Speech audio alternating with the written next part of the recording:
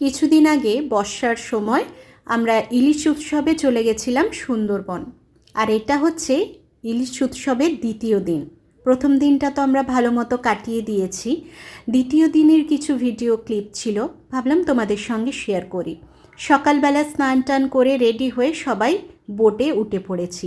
এখানে আমরা full family আছি একটা বোটে, অন্য কেউ নেই, শুধু আমাদের ফ্যামিলিটাই আছে।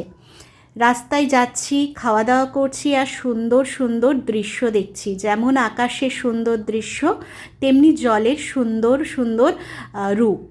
তো সেই দেখতে দেখতে আমরা এগিয়ে চলেছি সুন্দরবন ঘোরার উদ্দেশ্যে।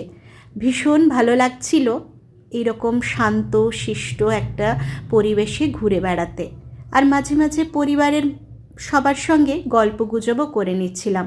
আর ছোট্ট মেয়েটা কী আর করবে, কতই আর গল্প করবে, কতই আর জল দেখবে, তাই মাঝে মাঝে একটুখানি মোবাইল দেখছিল। আমার মেয়েটার এখন অবশ্য আবার মোবাইল দেখার ইচ্ছেটাও চলে গেছে, এখন আরও মোবাইল দেখে না। তখন দেখতো বলে সুবিধে যে যখন ওর খারাপ লাগছিল তখন একটু মোবাইল খুলে দিলে ওই মোবাইলটুকু দেখছিল, কিন্তু এখন তো আর সেটা দেখে না।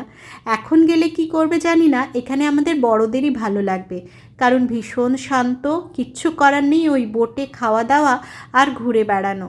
এই হচ্ছে সুন্দরবনের কাজ। সুন্দরবন মানেই হচ্ছে শুধু খাওয়া দাওয়া, যেটা বড়দের জন্য ঠিক আছে, ছোটদের জন্য একদমই ঠিক নেই।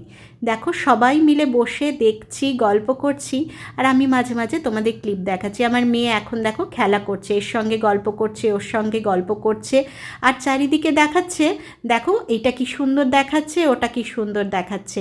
নিজেদের সবার সঙ্গে কোথাও ঘুরতে যাওয়ার এটাই মজা, যে একজনের সঙ্গে ভালো লাগছে না তো আরেকজনের সঙ্গে খানিকক্ষণ সময় কাটিয়ে নেওয়া যায়। আর আমি মাঝে মাঝে একটুখানি ভিডিও ক্লিপ নিয়ে নিচ্ছিলাম, তোমাদের সঙ্গে শেয়ার করতে হবে যে। তবে যাই হোক, কয়েকটা দিন মানে 2-3টে দিন ভীষণ ভালো কেটেছে। সবার সঙ্গে হই হই করতে করতে, ভালো মন্দ খেতে খেতে কিভাবে যে 2-3টে দিন কেটে গেছে আমরা বুঝতেই পারিনি।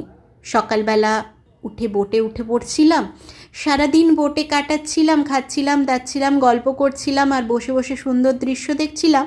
আবার রাত্রিবেলা নেমে আবার হোটেলে খাওয়া দাওয়া, বিশ্রাম, ঘুম, আবার পরের দিন সকাল হলে সেজে গুজে স্নান টান করে ফিটফাট হয়ে বোটে উঠে পড়ছিলাম। না ছিল কোনো চিন্তা, না ছিল ঘরের রান্না বান্না, কিচ্ছু ছিল না। আজকের ভিডিওটা কেমন লাগলো অবশ্যই জানিও কিন্তু।